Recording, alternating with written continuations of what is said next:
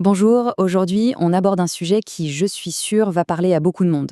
Vous savez, cette situation un peu floue où votre poste se met à déborder, où de nouvelles missions s'ajoutent, mais sans que ça soit vraiment officiel et surtout sans reconnaissance. Eh bien, on va voir comment reprendre le contrôle de tout ça avec un plan d'action en 5 étapes, très simple et très concret. Alors, on va commencer par un scénario très classique. Imaginez, ou plutôt souvenez-vous. Au départ, vous avez postulé pour un poste, un seul, avec des missions bien définies. Et maintenant, quand vous regardez votre quotidien, vous faites le travail de 2, voire 3 personnes. Personne ne vous l'a demandé officiellement, bien sûr, mais entre la gestion de projets qui n'était pas prévue, un peu de compta par-ci, les relances clients par-là, ça vous parle? C'est une situation qui est devenue banale, mais qui ne devrait pas l'être. On va voir ensemble comment s'en sortir par le haut. C'est exactement ça, le piège des tâches invisibles. Le vrai problème, c'est tout ce travail en plus, cet engagement, qui n'est écrit ni reconnu nulle part. Et le point le plus important à comprendre, c'est que ce n'est pas un problème personnel, non, c'est un problème généralisé. La preuve avec ce chiffre qui est juste énorme. 46% des salariés français ont peur d'être surchargés à cause du manque de personnel. On parle de quasiment un salarié sur deux. C'est donc bien un souci d'organisation, pas un cas isolé. Et ça nous mène tout droit à ce que j'appelle le cycle silencieux. On vous donne des tâches en plus, de manière informelle, vous vous investissez mais sans aucune reconnaissance. Forcément, un sentiment d'injustice commence à naître et la finalité, c'est souvent le désengagement ou pire, le burn-out. Le problème, ce n'est pas de dépanner, c'est qu'il n'y ait aucun cadre pour ces nouvelles responsabilités. Ce qui nous amène à un changement de perspective qui est essentiel. Demander à clarifier son rôle, ce n'est pas une faveur, c'est un droit. Il faut vraiment sortir de l'émotionnel pour aborder ça de manière factuelle, professionnelle, en s'appuyant sur le droit du travail. Alors là, regardez bien cette distinction, parce qu'elle est fondamentale. D'un côté, il y a la fiche de poste. C'est un bon guide, une référence, mais ça n'a pas de vraie valeur juridique. De l'autre, il y a le contrat de travail. Et lui, c'est le document qui compte. C'est la seule chose qui a une valeur légale et qui définit précisément votre rôle et vos obligations. Et de là découle un principe légal super important.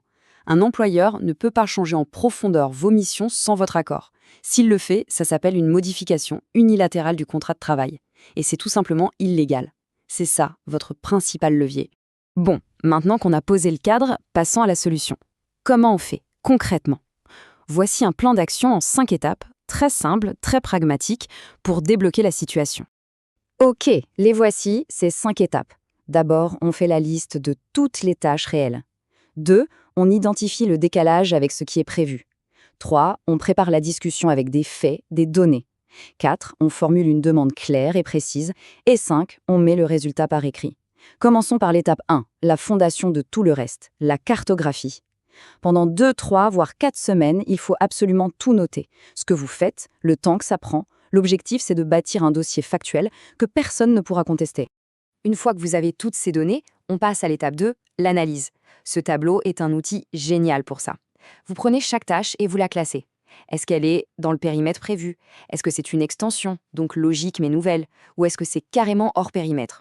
Ça permet de transformer une frustration un peu diffuse en argument de négociation hyper concret. Et pour ce qui est hors périmètre, là on peut commencer à parler d'avenant contrat, de salaire ou même de changement de titre. Étape 3, on prépare la discussion. Il faut demander un vrai rendez-vous, pas juste en parler entre deux portes. Et pour ça, on utilise une formule très neutre, très pro, du style « j'aimerais qu'on puisse prendre un moment pour faire le point sur l'évolution de mes missions ». L'idée, c'est d'arriver avec des données, pas des plaintes. On n'est pas là pour se plaindre, on est là pour clarifier une situation. On en arrive à l'étape 4, la demande. Il faut savoir ce qu'on veut. Est-ce une simple mise à jour de la fiche de poste? Une augmentation de salaire qui correspond aux nouvelles responsabilités? Un nouveau titre, plus juste? Ou peut-être, tout simplement, que certaines tâches soient données à quelqu'un d'autre? Il faut être clair. Et puis, étape 5, absolument cruciale, peu importe ce qui est décidé, on le formalise. Un simple email qui récapitule les points d'accord, ça suffit, mais c'est indispensable. Et pour vous prouver que ça marche, voici un exemple bien réel. Une assistante de direction qui s'est retrouvée à faire beaucoup de contrôles de gestion. Elle a suivi cette méthode à la lettre. Elle n'est pas venue se plaindre, elle est venue avec un dossier, avec des faits. Résultat, 12% d'augmentation et un nouveau titre. La preuve que l'approche factuelle, ça paye. Maintenant, je sais que cette démarche peut faire un peu peur, c'est normal. Alors voyons comment aborder la discussion pour qu'elle soit la plus constructive possible.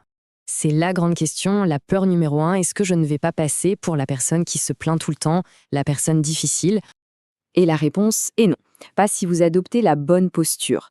Il faut vraiment présenter ça comme une clarification dans l'intérêt de tout le monde, de l'entreprise aussi.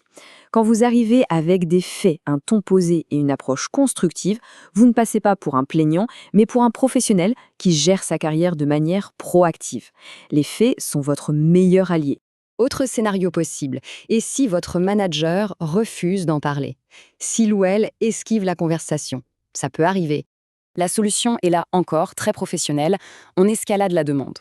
On envoie un email aux ressources humaines en expliquant calmement la démarche, les faits que vous avez collectés et vos tentatives de discussion. C'est l'étape logique et normale dans une entreprise structurée. Pour vraiment prendre la mesure de la situation, il faut aussi se demander qu'est-ce que ça coûte de ne rien faire. Parce que rester silencieux, ça a un prix et il est souvent plus élevé qu'on ne le pense. Ce chiffre, il fait froid dans le dos. 1/3 des salariés français présentent un risque élevé de burn-out. Et la surcharge de travail non reconnue, c'est l'un des facteurs principaux de cet épuisement. Ne rien dire, c'est prendre un risque pour sa santé, tout simplement. Et au-delà de la santé, il y a les conséquences sur la carrière. Un CV qui ne reflète pas vos vraies compétences, c'est plus difficile à vendre. Votre évolution professionnelle peut stagner. Et surtout, en ne disant rien, vous envoyez un signal à l'entreprise, celui que cette situation finalement est acceptable. Donc, pour résumer, la solution n'est ni dans le conflit, ni dans la menace. La clé, elle est dans une approche simple et structurée en 3 mots. Documenter, formuler et demander. C'est ça qui transforme une situation frustrante en une opportunité d'évolution. Alors on termine avec une question pour vous mettre en action tout de suite. Quelle est la toute première tâche, celle qui est clairement hors périmètre, que vous pourriez commencer à documenter dès cette semaine? Parfois, le simple fait d'ouvrir un document et de noter cette première ligne, ça peut tout changer.